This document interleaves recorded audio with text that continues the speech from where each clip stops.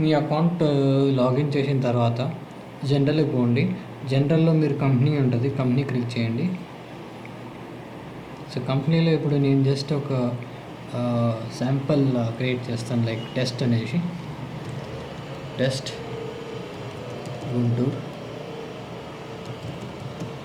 Guntur at test.com.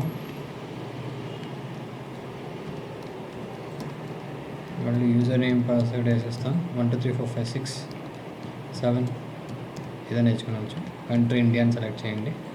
దాని తర్వాత ఇక్కడ ఈపీని సెలెక్ట్ చేయండి. దాని తర్వాత ఇక్కడ యూజర్ సెట్టింగ్స్లో వచ్చేసి స్మూత్ ట్రాకింగ్ లైవ్ ఇది ఇచ్చేసేయండి. దాని తర్వాత సేవ్ ఇచ్చేయండి.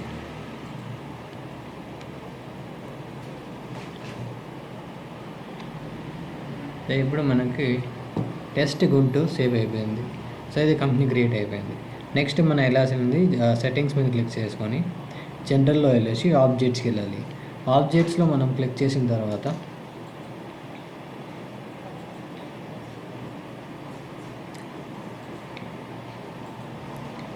ఇప్పుడు కంపెనీ క్లిక్ చేసుకొని test Guntur, branch Guntur, name test Guntur XYZ అన్నమాట. మళ్ళీ ఇక్కడ డివైస్ 8300 సెలెక్ట్ చేసుకోవాలి. మళ్ళీ నంబర్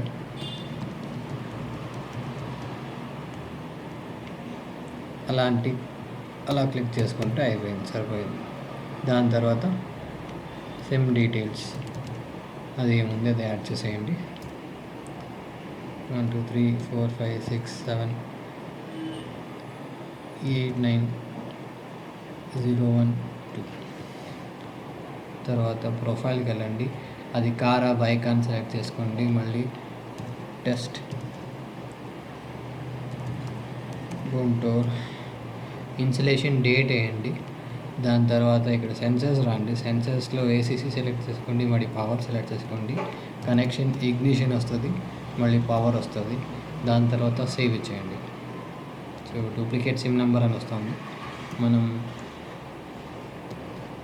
ఇలా వేసేస్తాం. సో సేవ్ చేసేస్తాం. సేవ్ చేసిన తర్వాత మనం ఆబ్జెక్ట్స్ వెళ్ళేసి ఆబ్జెక్ట్ యాడ్ అయిందా లేదా చెక్ చేసుకోండి. ఓకేతా.